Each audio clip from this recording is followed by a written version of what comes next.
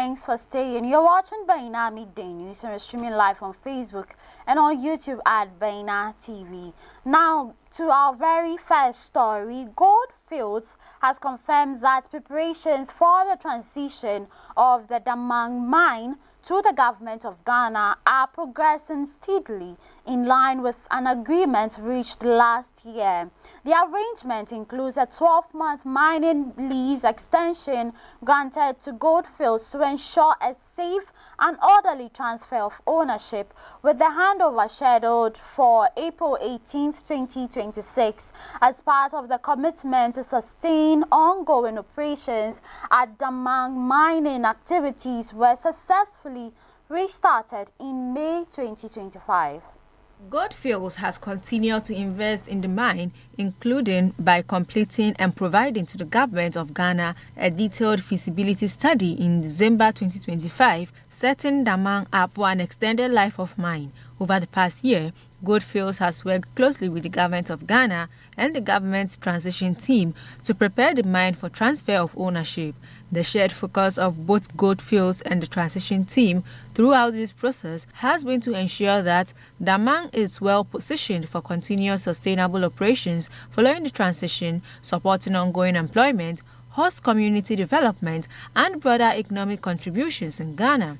Goldfields has operated in Ghana for over 3 decades and has made a significant contribution to the country's economy through employment, local procurement, tax and royalty payment, and sustained investment in host communities. The final step in the transition process is the transfer of ownership of Damang mine to the government of Ghana in line with Ghana's mining laws and the terms of the agreement reached with the government. Decisions regarding the future ownership of the mine rest solely with the government of Ghana. Goldfields is committed to playing their role in supporting the transition of the Damang mine as part of their broader commitment to long-term sustainable operations in Ghana, a cornerstone jurisdiction in its portfolio.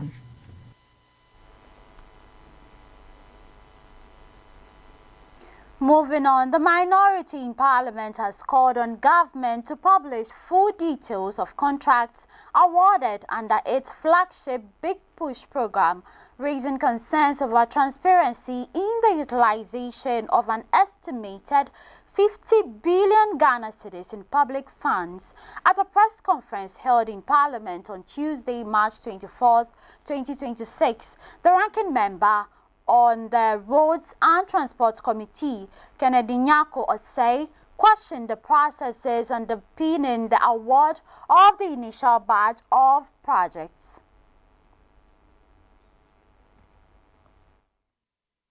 Of key contract details, including the identities of contractors, the scope of work assigned, and the unit cost per kilometer. It argued that making such information public would enable independent scrutiny and promote transparency in infrastructure delivery. He further observed that the current administration has strongly advocated transparency while in opposition, thereby creating expectations of higher standards of governance. According to him, the apparent lack of opinion surrounding the contract awards risk undermining public trust. The minority indicated that it would benchmark the cost of the Big Push project against established industry standards for road constructions, including bitumen surface roads, asphaltic overlays, and dual carriageways. Once the relevant data is disclosed, this, it said, is necessary to ensure value for money and prevent potential cost inflation. Mr. Osei cautioned that limited transparency in major public expenditures often breeds doubt and speculation, even where no wrongdoing exists, stressing that opening is critical to sustaining confidence in government programs. The group also argued that details of the contract should be made public even after their award, describing the call for disclosure as both reasonable and necessary to ensure accountability. However, transparency in the Big Push contracts remained the central focus of the briefing. Moving on to business, the Chamber of Petroleum Consumers has called for a review of the price floor regime in Ghana's downstream petroleum sector, arguing that the ongoing price competition among oil marketing companies highlights the benefits of a more liberalized market. According to COPEC, a fully competitive environment enables efficient players to thrive while offering better value to consumers.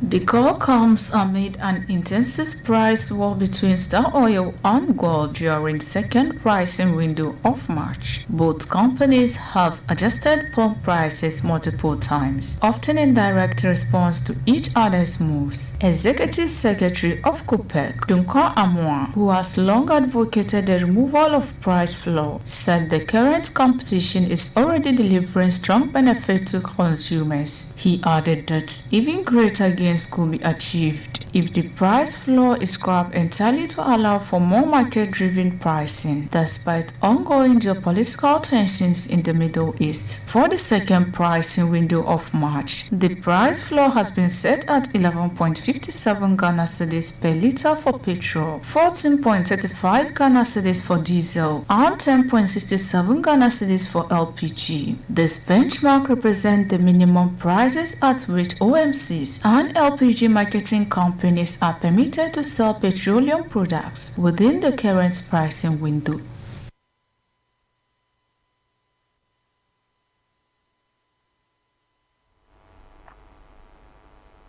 You're still watching Baina Midday News. We'll be back with more stories after this break. To stay.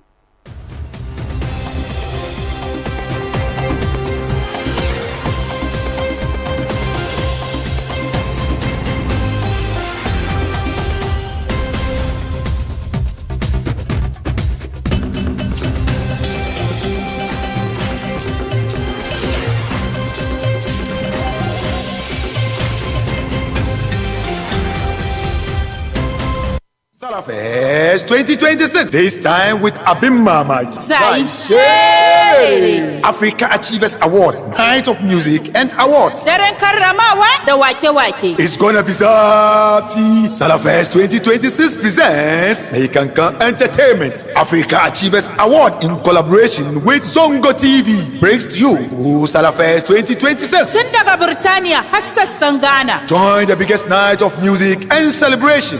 Award bambanta za a tace a rarraye a zabi shugabannin da suka taka rawar gani a shihar su. Kada ka bari a baka labari. Salafest 2026 is honoring leaders and artists from Ghana, Nigeria, Niger, Gabon, Sudan, and Cameroon for their contribution to music, community development, and beyond. Goshin wasa Abdulsalam Shatan Niger.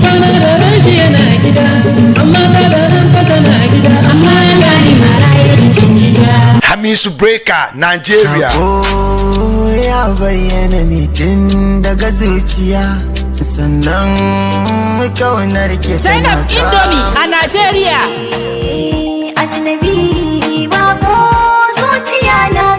Sannan akwai mawaka kamar Kochi Tanku, Faruk FK, Bijama, D-Flex, Tiny, Ibada, Sasko, Gali GH, Garba Yaron Zamani da FBS. Night of Awards and Music. Daren karramawa da wake-wake. Za yi sherere da turkashi. Unite at the National Theatre, Accra, Ghana on Monday 30th March, 7 p.m. sharp. Rate regular 100, VIP 200. For reservation, call 0243 481 334. Night of Awards and Music. Ranar Litini 30 ga watan Maris a National Theatre. Karfe 7 agogon Ghana. Zai shere mukara turkashi. It's gonna be boom. Babu zuciya na kai sabo so da shakuwa.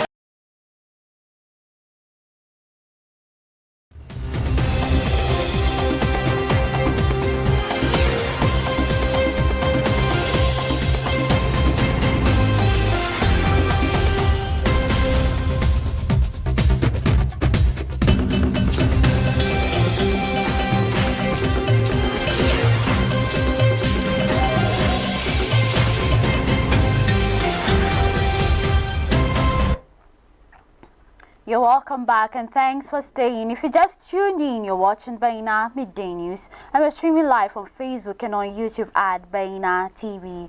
Now, further in today's bulletin, Minister for Youth Development and Empowerment, George Opare Addo, has attributed the government's inability to complete youth centers across the country to delays on unpredictability in funding from the District Assembly's Common Fund. Speaking before Parliament's Assurance Committee on Tuesday, March 24th, Opare Addo said the National Youth Authority, which oversees the centers, had petitioned the Office of the Attorney General in January 2026, seeking legal guidance due to the non-release of funds. He explained that while the NYA normally receives quarterly disbursements from the DACF, recent allocations have become discretionary rather than predictable, severely hampering the authority's ability to sustain capital-intensive projects. He added that promises made during the 2024 campaign regarding youth centers were based on the assumption that the DACF allocation would be released as planned.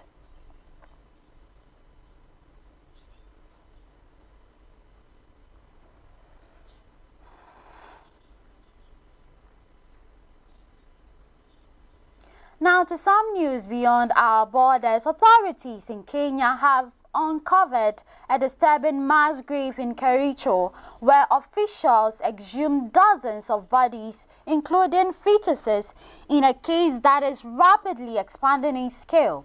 The investigation began earlier this week after police received reports of a secret burial site over the weekend.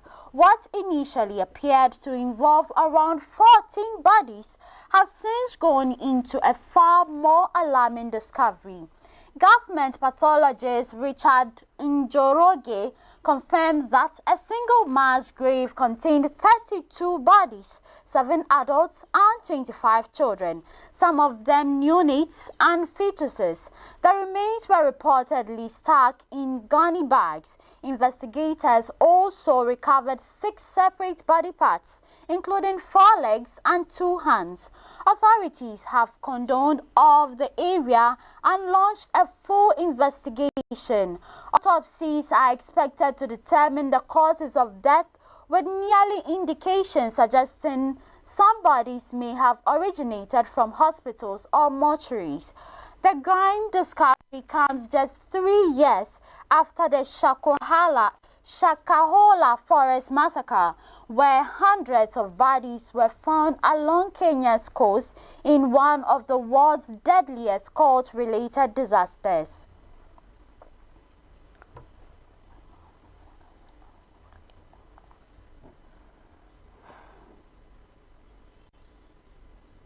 And in the world of sports, Liverpool forward Mohamed Salah has announced he will leave the club at the end of the season. The 33-year-old Egypt international, who joined Liverpool from Roma in June 17th, confirmed the news via a video message on his social media accounts. Salah signed a new 2-year contract with Liverpool in April 2025, but will leave the club on a free transfer after the club said they had reached an agreement